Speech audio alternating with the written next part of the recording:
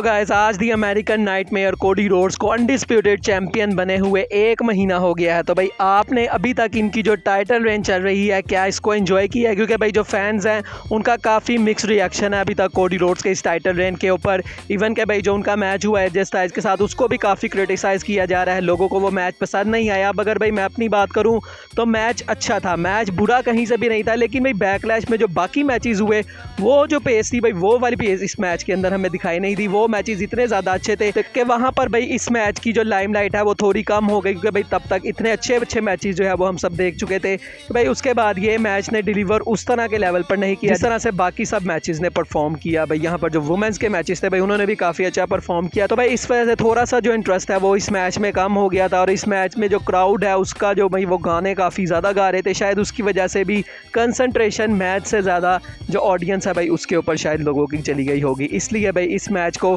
काफ़ी ज़्यादा क्रिटिसिज्म मिल रहा है। अगली स्टोरी की तरफ बढ़ते हैं और भाई स्मैकडाउन के किंग ऑफ द रिंग में कौन कौन से मैचेस होंगे। तो भाई इस वीक के स्मैकडाउन में जो मैचेस है भाई वो अनाउंस हो चुके हैं। AJ Styles versus Randy Orton, Baron Corbin versus Carmelo Hayes, LA Knight versus Santos Escobar and Bobby Lashley versus Tama Tonga. भाई ये मैच काफ़ी इंटरेस्टिंग है कि भाई कंसीडरिंग के टामा टोंगा ब्लड लाइन के मेंबर हैं, तो भाई ऐसे में उनको किंग ऑफ द रिंग में डाला गया। तो क्या भाई स्मैकडाउन की साइड से टामा टोंगा ही वो सुपरस्टार होंगे जो कि आगे प्रोसीड करेंगे? और अभी भाई टामा टोंगा अभी आए हैं तो भाई उनको हरवाएगी भी नहीं डब्ल्यूडब्ल्यूई, तो क्या भाई टामा टोंगा ही कहीं भाई किंग ऑफ द रिंग का टूर्नामेंट नहीं जीत जाएंगे? और उसके बाद भाई जो हमने सुना है कि भाई जो इस टूर्नामेंट को जीतेगा उसको एक टाइटल अपॉर्चुनिटी मिलेगी, तो क्या भाई अब टामा टोंगा कोडी रोड्स को फेस करेंगे फॉर द अनडिस्प्यूटेड चैंपियन, या ये भी हो सकता है वो अपनी अपॉर्चुनिटी सोलो सिकोवा को दे दें और भाई रोमन रेंस वापस आए? तो भाई इसी बात से इनकी फ्यूड शुरू हो कि भाई रोमन रेंस को टाइटल चाहिए था जबकि सोलो सिकोवा ने खुद टाइटल के लिए मैच जो है वो डिमांड कर लिया। तो भाई काफ़ी इंटरेस्टिंग है टामा टोंगा का इस टूर्नामेंट के अंदर आना। तो भाई इससे अब जो अनप्रेडिक्टेबिलिटी है इस टूर्नामेंट की वो काफ़ी ज़्यादा हो गई है। अगली स्टोरी की तरफ बढ़ते हैं और भाई इस पीपीवी के लिए मतलब king and queen of the ring, भाई इतना लंबा नाम है, इस पीपीवी के लिए 2 मैचेस ऑफिशियल हो चुके हैं जो कि कल मंडे नाइट रॉ पे हुए। भाई पहला मैच है Becky Lynch versus Liv Morgan for the women's championship, और भाई क्या यहाँ लिव मॉर्गन जीत पाएंगी? मुझे तो लगता है भाई चैंपियन इस वक्त लिव मॉर्गन को होना चाहिए था जिस तरह का वो काम कर रही हैं, लेकिन अभी रवि ने बेकी लिंच को जो है वो बना दिया। आई थिंक यहाँ पर भाई टाइटल चेंज होना डिजर्व करते हैं, क्योंकि भाई अभी लिव मॉर्गन को वो हरा देंगी तो उसके बाद मुझे नहीं लगता कि भाई बेकी लिंच के लिए कोई इतनी खास डायरेक्शन है कि भाई वो किस कंपेटिटर को फेस करेंगी। लिव मॉर्गन इस वक्त काफ़ी अच्छा काम कर रही है, तो आई थिंक भाई यहाँ पर एक टाइटल चेंज हो जाना चाहिए। उसके अलावा Sami Zayn versus Chad Gable versus Bronson Reed for the intercontinental championship, ये मैच भी ऑफिशियल हो चुका है, तो भाई ये भी काफ़ी ज़्यादा मज़ेदार होगा। अगली स्टोरी की तरफ बढ़ते हैं और भाई गेबल स्टीफसन जिनको डब्ल्यूडब्ल्यूई ने भाई कितना बड़ी उनकी साइनिंग थी और भाई सबसे वो मिल रहे थे, Vince McMahon, triple H, Stephanie McMahon, तो भाई फाइनली अब उनको रिलीज़ कर दिया गया। तो भाई 2 से 3 दिन पहले गेबल स्टीफसन को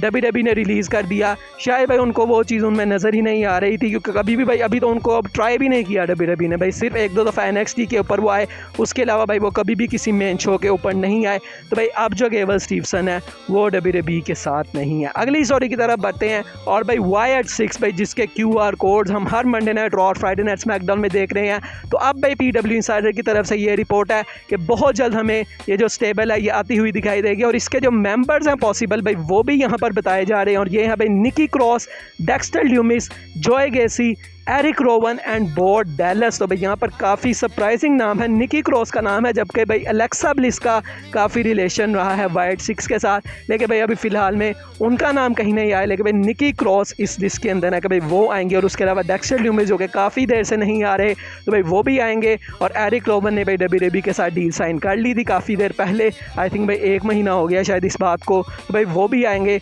तो देखते हैं बराबर भाई बहुत जल्द मुझे लगता है भाई किसी पीपीवी में जैसे एक्सट्रीम रूल्स में ब्रे वाइट आए थे, तो शायद भाई जो नेक्स्ट पीपीवी है सऊदी अरेबिया में या फिर मनी इन द बैंक में, वहाँ पर हमें भाई अंकल हाउडी वाली ये जो टीम है YT6 की ये होती हुई दिखाई दे सकती है। अगली स्टोरी रेसलमेनिया 41 से जुड़ी है, और भाई ये काफ़ी अजीब चीज़ इस दफ़ा डब्ल्यूडब्ल्यूई ने की, क्योंकि भाई हर दफ़ा जो रेसलमेनिया है वो अप्रैल के फर्स्ट वीक में होती है, मतलब जो भी फर्स्ट सैटरडे संडे आता है वहाँ पर होती है रेसलमेनिया, लेकिन भाई नेक्स्ट ईयर की जो रेसलमेनिया है उसकी डेट डब्ल्यूडब्ल्यूई ने 19 और 20 अप्रैल, मतलब बिल्कुल भाई अप्रैल की लास्ट में ही एक तरह अगर चले गए हैं मिड के बाद जो है वो रेसलमेनिया 41 हमें देखने को मिलेगी और लास वेगास से देखने को मिलेगी मिनीसोटा, जो कि भाई काफ़ी कंटेंडर था, लेकिन भाई अब वो वहाँ पर नहीं होगी, तो भाई लास वेगास के अंदर होगी। और भाई मैं तो ये सोच रहा हूँ कि भाई जो रॉयल रंबल है और उसके बाद से लेकर भाई अप्रैल के ये ऑलमोस्ट एंड तक भाई काफ़ी लंबा अरसा हो गया है भाई, ये काफ़ी मुझे नहीं लगता कि भाई ये मुझे तो पसंद नहीं आया भाई, इतनी आगे रेसलमेनिया जो है वो चली गई। पहले ही भाई काफ़ी ज़्यादा टाइम पीरियड होता है रॉयल रंबल और रेसलमेनिया के दरमियान, क्योंकि भाई जो बीच वाला पीपीवी होता है उसमें एक टाइटल की तो कोई ना कोई पिक्चर समझ आती है, दूसरे की कोई भी पिक्चर नहीं समझ आती। मतलब जो रॉयल रंबल जीता होगा वो रेसलमेनिया में फेस करेगा, तो भाई इतनी लंबी स्टोरी लाइन डब्ल्यूडब्ल्यूई कैसे चलाएगी और क्या डब्ल्यूडब्ल्यूई के जो फैंस हैं वो इंटरेस्ट रख पाएंगे उस तरह का, तो देखते हैं क्या होता है। लेकिन भाई ये डब्ल्यूडब्ल्यूई जो है वो एक्सपेरिमेंट कर रही है, क्योंकि भाई कुछ रिपोर्ट्स आई थी कुछ दिनों पहले कि शायद मई में रेसलमेनिया हो, तो शायद डब्ल्यूडब्ल्यूई अभी सिर्फ 10-15 दिन आगे गई है, और अगर ये एक्सपेरिमेंट सही रहता है तो शायद जो इससे नेक्स्ट ईयर रेसलमेनिया होगी वो हमें शायद मई के मंथ में भी शिफ्ट होती हुई दिखाई दे सकती है। अगली स्टोरी की तरफ बढ़ते हैं और भाई फ्रांस में बैकलैश हुई और भाई फ्रांस के जो लोग थे वो कितने बढ़िया थे भाई, जो क्राउड था वो बहुत ज़्यादा अमेजिंग था। और भाई क्या यहाँ पर एक स्टेडियम शो भी होने वाला है, तो भाई ट्रिपल एच ने प्रेस कॉन्फ्रेंस में इस बात को कहा कि भाई जब मैं ये पीपीवी देख रहा था तो मुझे निक खान का मैसेज आता है, और क्या लिखते हैं वो अपने मैसेज में, वो सिर्फ स्टेडियम लिख के भेजते हैं। तो भाई क्या वो यहाँ से ये टीज़ कर रहे थे कि भाई ये जो क्राउड है ये बहुत ज़्यादा क्रेजी है, इसको भाई एरिना के अंदर नहीं बल्कि इसको स्टेडियम देनी चाहिए। इन्होंने तो एरिना के अंदर स्टेडियम जितना शोर मचा दिया, तो अगर भाई इनको वाकई में एक स्टेडियम शो दे दिया जाएगा तो भाई वहाँ पर ये क्या ही कर देंगे। तो भाई काफ़ी ज़्यादा ये भाई कंटेंडर है, और भाई इस तरह का क्राउड मैंने आज तक नहीं देखा। और भाई जिस तरह की एंट्रेंस जे उसो की थी उससे बढ़िया एंट्रेंस मुझे नहीं लगता कि भाई मैंने कभी भी देखी है। तो भाई ये काफ़ी बड़ा कंटेंडर है फ्रांस के, यहाँ पर फ्यूचर में हमें एक स्टेडियम शो ज़रूर होता हुआ दिखाई देगा। अगली स्टोरी की तरफ बढ़ते हैं और भाई ये पिक्चर आप देखेंगे इस वक्त भाई दोनों बेस्ट फ्रेंड्स हैं, Kevin Owens and Randy Orton. लेकिन भाई फैंस इसके बारे में एक क्वेश्चन पूछ रहे हैं कि भाई कौन एक दूसरे को बेट्रे करेगा, क्योंकि भाई ये दोनों बंदे ऐसे हैं जो कि बेट्रेयल की वजह से जाने जाते हैं। केविन ओवेंस ने सैमी ज़ेन को इतनी दफ़ा बेट्रे किया, रैंडी ऑर्टन ने एज को, और भाई कितने उनके जो दोस्त थे उन सबको उन्होंने बेट्रे किया। तो भाई ये कौन सा वो मोमेंट होगा जब इन दोनों में से कोई एक बंदा जो कि भाई दूसरे के ऊपर टर्न करेगा। तो भाई इनकी जो टीम है वो काफ़ी मज़ेदार है भाई, केविन ओवेंस भी हमें देखने में भी काफ़ी अच्छे लगते हैं, रैंडी ऑर्टन भी बहुत अच्छा काम करते हैं। तो भाई जब भी इनकी टीम स्प्लिट अप होगी भाई बहुत मज़ा आएगा। भाई रैंडी ऑर्टन वर्सेस रिडल, जबकि भाई रिडल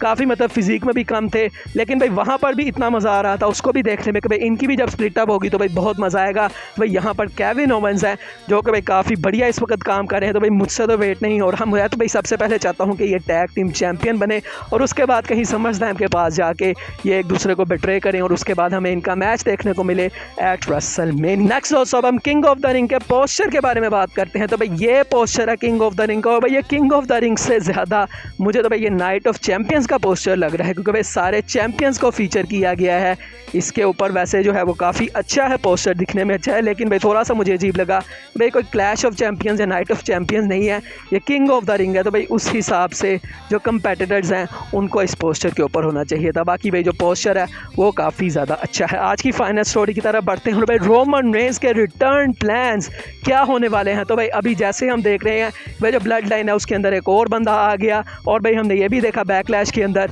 कि भाई किस तरह से पॉल हेमन जे उसो के पास गए थे और ऐसा लग रहा था कि भाई वो उनसे हेल्प मांग रहे हैं। तो भाई ऐसा है रिपोर्ट्स में कि अब एंगल ये होने वाला है कि भाई अब जिमी उसो आएंगे और उसके बाद जिमी उसो और जे उसो भाई ये दोनों बंदे ये जो नई ब्लड लाइन है इसके साथ जाके कम्पीट करेंगे। और भाई ये मैच ऐसा लग रहा है कि शायद डब्ल्यूडब्ल्यूई समर स्लैम के अंदर बुक करेगा और समर स्लैम के बाद शायद जो रोमन रेंस हैं भाई वो वापस आएंगे। तो मुझे ऐसा लग रहा है कि भाई अब रोमन रेंस जब भी आएंगे वो अपनी ब्लड लाइन बनाएंगे। तो मुझे पता नहीं क्यों ऐसा लग रहा है कि भाई शायद सर्वाइवर सीरीज़ के पास हमें रोमन रेंस देखने को मिलेंगे, जो कि भाई अभी काफ़ी दूर है। तो भाई पता नहीं क्या होगा, लेकिन भाई अभी करंटली जो स्टोरी लाइन लग रही है उसमें यही है कि भाई अभी जिमी उसो वापस आएंगे जो कि अभी इंजर्ड चल रहे हैं, भाई वो वापस आएंगे। उसके बाद वो जे उसो के साथ टीम अप करेंगे, उसके बाद भाई ये उतरेंगे उस ब्लड लाइन के खिलाफ, और जब ये दोनों फेल हो जाएंगे तो उसके बाद में भी सैमी ज़ेन ऐड हो, और फिर जब ये तीनों फेल हो जाएंगे तो उसके बाद शायद रोमन रेंस वापस आए। तो भाई ऐसा लग रहा है कि भाई जो ब्रेक है रोमन रेंस का वो काफ़ी अभी बड़ा होने वाला है, और अभी करंटली